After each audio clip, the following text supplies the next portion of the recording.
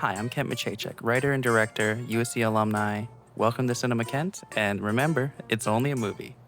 12 things you should do as a director. Want to survive your set without chaos eating you alive? Here are 12 essentials tips that'll save your shoot and keep your sanity. Here's what every director should do. 1. Talk to your AD. Even if it's a low budget thing or like a UGC thing, maybe you only have an ops manager, maybe you don't even have a first AD. Talk to your assistant director. They know the show, the crew, and the schedule. They'll give you the inside scoop on what works and what doesn't. They know what everyone is like on the set. They know when to eat lunch, when to break, what people like, what people don't, how people operate, how camera crew operates, what everyone expects from you. So treat them like your GPS, and they'll keep you on course, or at least from crashing into chaos. 2. Rehearse. Always rehearse. Even if you're working with pros, they don't really need rehearsal most of the time, but a lot of the younger actors do, the more green actors. It definitely helps you find things.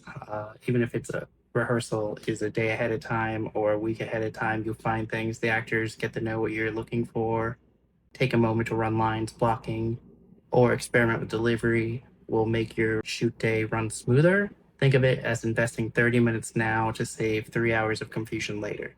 Step 3, storyboard like a maniac. I don't always storyboard, but I storyboard a lot. Storyboard, shot list, visual prep, do it all. Do as much as you can. Do as much prep as you can. Make your own storyboard, then collaborate with your DP at minimum. Know the starting and ending shot of each scene. That helps a lot. Most directors don't go this hard, but it does pay off in efficiency and creativity, and it saves you a lot of time and it helps everybody get on board because they can see what you have in mind, especially the DP or the AD. You will know exactly where the camera goes, what moves, and how it fits all together, and it allows you to work more freely. Maybe you get the master and you know what you want, and then you can quickly set up shots, or the gaffers can start setting up the next scene when you're shooting. I usually storyboard with the stencil post-it notes on my computer in the dark. 4, line the script. Line your script with each shot and camera angle. You want to become as prepared as possible. I literally put a line down the page with every take, every camera, and every scene. It's fun and it's visual. It keeps you completely organized. Walking around the line script is like having a cheat sheet for chaos, and it keeps you in control. 5, block each scene. Plan where everyone goes before filming starts. You want to make sure the cameras aren't losing people. I mark blocking camera lines and side notes directly on my script. You can also do this with software or paper diagrams, but I legitimately just draw a box of the floor layout for each scene at the top of the script. And as people move and as it gets more confusing, I point out and redo the diagram below. It's easiest just for me to draw it onto the script. Blocking saves time and prevents everyone from bumping into each other mid-shot. Trust me, no one likes being tripped over by an actor or a boom mic. But more than putting on paper, you want to try it with the actors. You want to make sure the actors are in the right spots and that like your ideas work out, not just on paper, but like in reality, in practice. You want to move them around with the cameras, especially if you have multiple camera setups. Tip 6, make the actors comfortable. Actors perform best in a safe space. Encourage questions, give them room to experiment and be approachable. Power dynamics and fear can kill performance, so make set welcoming, coffee, laughs, and encouragement along the way. They're always usually doing a great job, and I say that and I repeat that, but it's honest true. Most actors are doing the phenomenal job. Most crew is doing a phenomenal job too. Make it comfortable for the actors, but also the crew. Actors perform best in a safe space. Encourage questions, give them room to experiment and be approachable. Even if you're running behind on time, don't put that pressure on them. That's on you and the crew, mainly you and the producers. Power dynamics can be fear and can kill a performance. And so you want to be as welcoming as possible with laughs, coffee, and encouragement. It goes a long way. Tip 7, always have lunch on time. No one works well on an empty stomach. No one works well on pizza either. Don't feed your crew pizza or horrible food. Make sure lunch is ready and accessible. Try to get people home at a decent hour.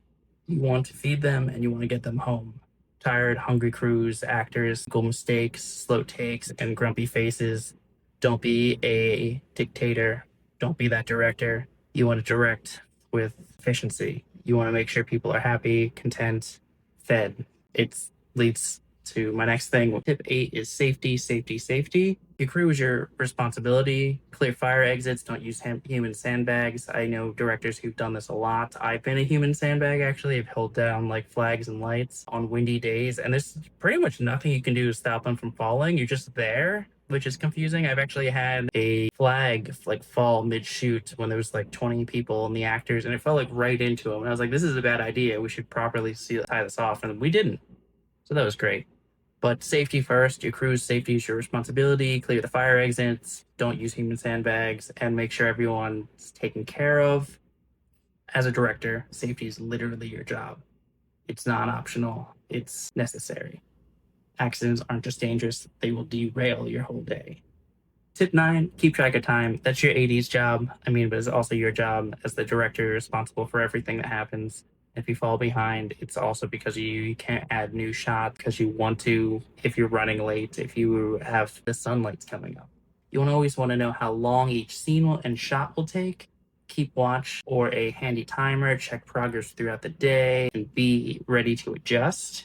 Sometimes you have to get rid of shots. Sometimes you don't have time for things. So you just kind of adjust, or you do it quickly. Maybe use a close lighting setup, and you don't relight as in a whole new scene, or flip the scene around because you don't got time for that. Time management keeps the shoot efficient, and it keeps the crew happy. Nobody likes a director who constantly overruns. I had a teacher, Rob Schiller at USC, who always talked about how he prided himself in getting his crew home on time, and his crew respected him because of it. They'd be there at 9 in the morning and leave at 5. Before 5, he said. They wrap. Tip 10, communicate clearly. Whether it's instructions to the crew or directions for actors, clarity is key. Be concise, precise, and confident. If people don't understand you, things get delayed, mistakes happen, and morale drops. Think less film school jargon and more what actually needs to happen right now. Tip 11, prep for contingencies. Whether it's broken props, sick actors, stuff goes wrong. The location drops, maybe it rains that day, maybe it's too sunny, maybe you needed rain, maybe you have to go to a backup location. Always have a backup plan for big things, especially if you're spending a lot of money. If you're outside, you have to revert to shooting in a studio that day.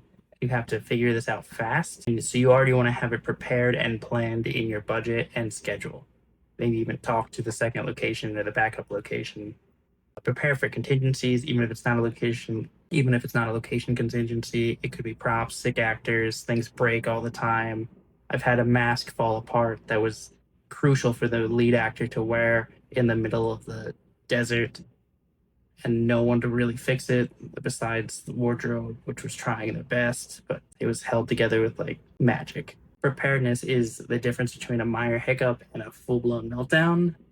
It can really save you and save the shoot. If you prep for contingencies, prep for time, for safety, for storyboarding, you want to come in as prepped as possible as the director. That is your responsibility.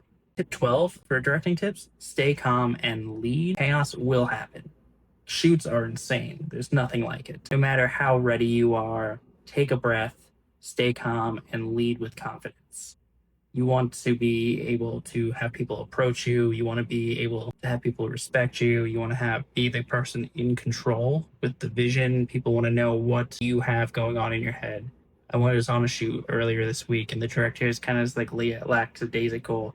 And the cast, they kind of just started ignoring him and doing their own thing and having fun. It was a small short film, but the point is, like, you want to be prepared as possible. You want to stay calm and actually lead the crew to victory.